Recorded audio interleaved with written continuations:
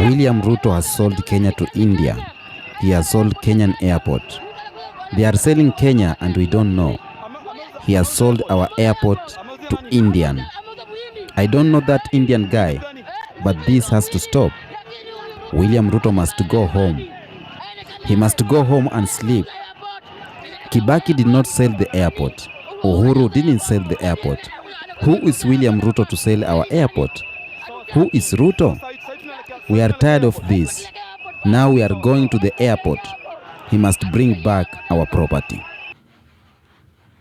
I'm done with Adani deal. Adani deal is done. Kenyan government done with Adani. This is the stories on the social media or on the news in Kenya of how William Ruto has scraped 2.6 billion deal with Adani. So, and people are happy. If you have seen this video. Honorable members, I have stated in the past and now reiterate today that in the face of undisputed evidence or credible information on corruption, I will not hesitate to take decisive action. Accordingly, I now direct, in furtherance of the principles enshrined in Article 10 of the Constitution on transparency and accountability, and based on new information provided by investigative agencies and partner nations, that the procuring agencies within the Ministry of Transport and the Ministry of Energy and Petroleum immediately cancel the ongoing procurement process for the JKIA expansion public-private partnership transaction,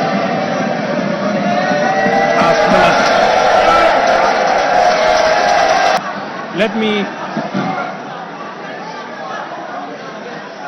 let me repeat this for clarity. I have said that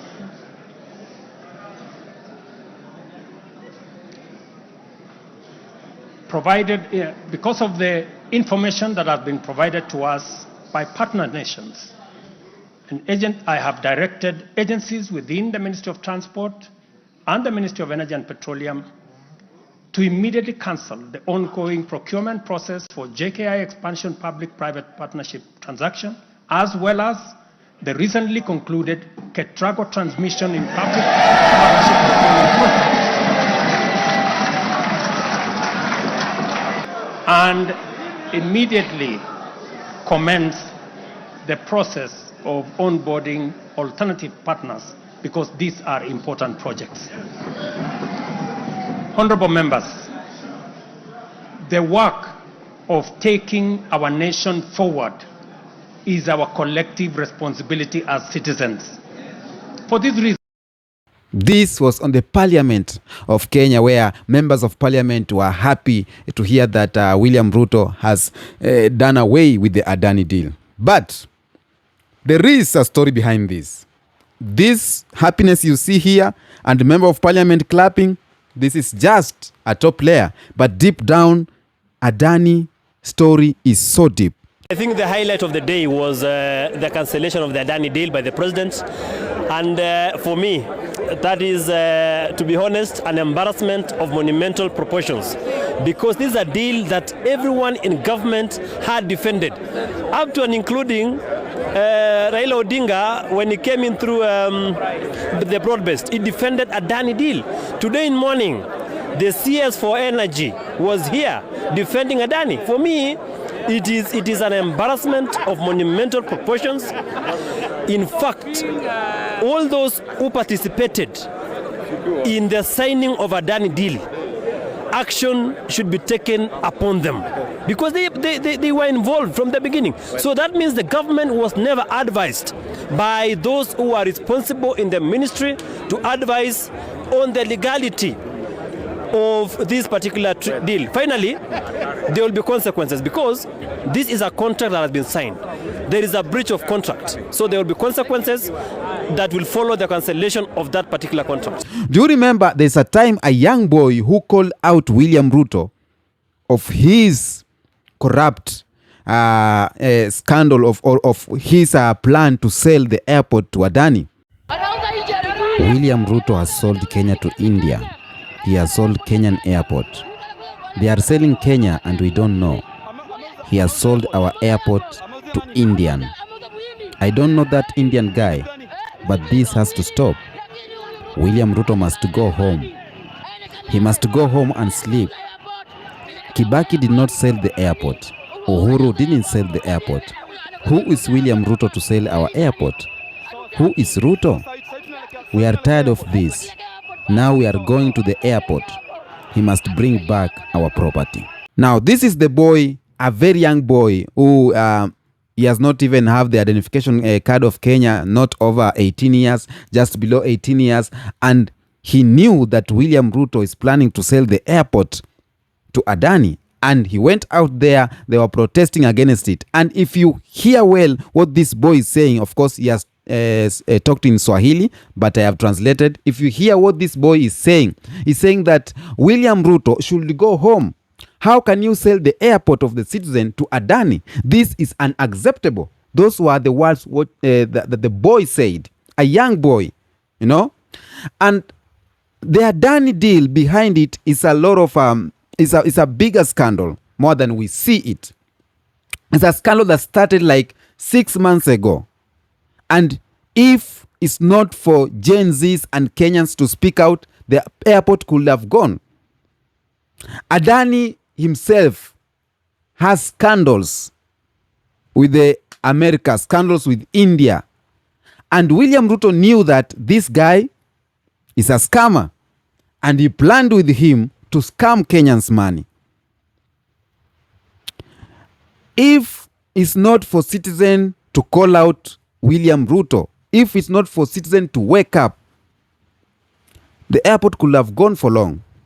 So when I see President William Ruto in the parliament saying that the state of the nation, talking about Adani, that he have decided to end that deal with Adani, and the member of parliament clapping, it's making no sense, because they know what was happening.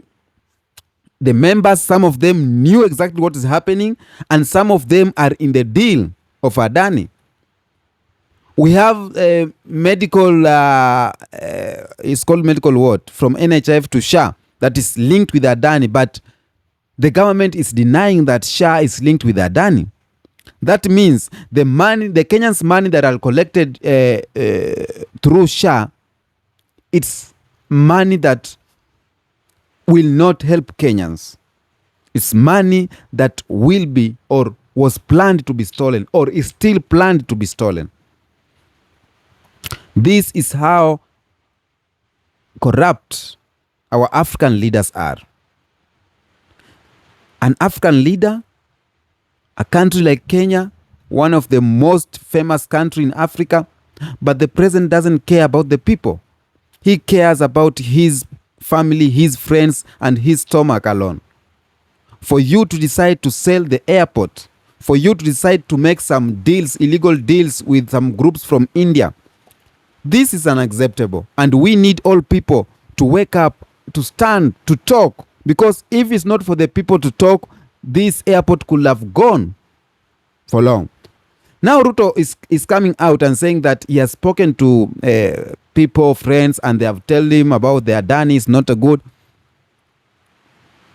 William Ruto is playing games with the mind of Kenyans, because don't tell me that he didn't know all about Adani. Don't tell me that he didn't know about the scandals that Adani have. But because it was a way of duping Kenyans, it was a way of duping the land, the motherland. Why should you sell the airport? Why? That's all with Ruto. But in today's video, I'm going to talk about this young boy. This is a true hero, a true Pan-African, a true hero does not need to do something big, even just to speak out. Just speaking out, it's enough to make you a hero. This boy went viral, and a lot of Kenyans came out and said, yo, if this young boy is talking about this deal, that means there is something is happening. If this young boy is calling out Ruto to be a corrupt leader. What are we doing as, people of age? People who have our masters and degrees, we are just keeping quiet, being duped, but we can't say anything. So this is what we need to do as the Kenyan youths, African youths. We need to call out the corrupt leaders. We need to speak out. We need to air our views, not just to keep quiet, saying that we are waiting for his term to end and then another term will come. When the term ends, things will be going south. The airport will be gone. Hospitals, no anything. The farms and everything. So I am calling African youths. This is the way to go.